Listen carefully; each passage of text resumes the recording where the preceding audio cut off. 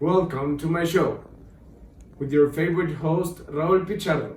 Today we have a special guest called René Lalique. Give him an applause. Hi Raúl, it's a pleasure to be here. So let's start. Where were you born?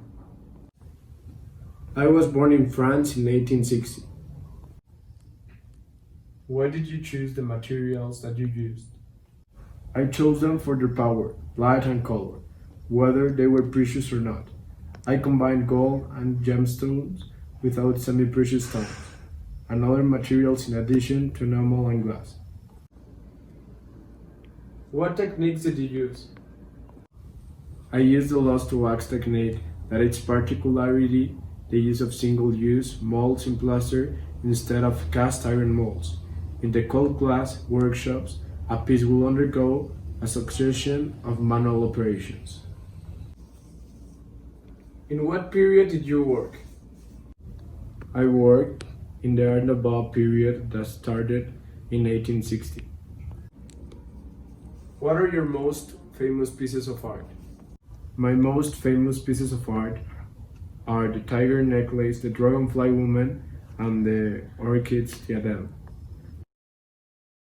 This beautiful but weird piece of art was made by combining precious and unprecious materials as gold, enamel, horn, tortoiseshell, and agate. The hybrid figure, at once beautiful and horrible, consists of an enormous gold and enamel dragonfly, bearing articulated open wings with extremely fine opaline enamel decorations enriched by diamonds, enamel work, and moonstones.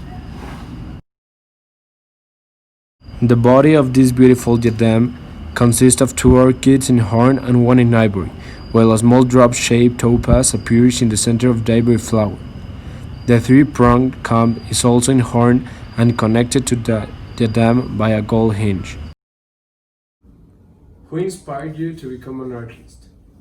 My major sources of inspiration were the three F's, that are the female figures, flora and fauna. Where did you study? I studied at the École des Arts Décoratifs de Paris, and I spent 2 years in England before becoming a freelance designer for jewels such as Jacquard, Boucheron, Cartier, and Garrero.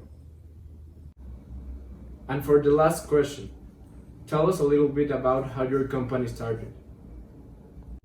Well, I trained as a goldsmith and then attended to the School of Decorative Arts in Paris and the Crystal Palace School of Art in London. After that, in 1885, I established my own company in Paris and began making jewelry and other glass objects. Thank you for having me here. It was a pleasure to meet you. The pleasure is mine. See you on the next show.